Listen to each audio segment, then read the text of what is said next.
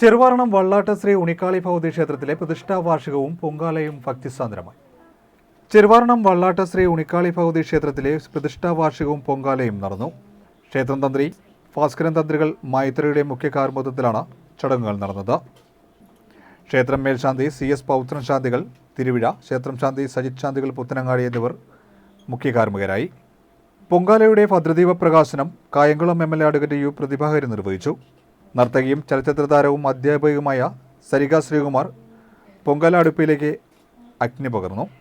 ക്ഷേത്രം president VK Thilakan Valyachira, secretary R Sheeban Kalathil, രക്ഷാധികാരി V Aravindan Poonkavu, joint secretary MC Sasikumar Netaji, manager EK Kamalasanan Edayadi, ഖജാൻജി VV Chandran Vallattu എന്നിവർ നേതൃത്വം നൽകി.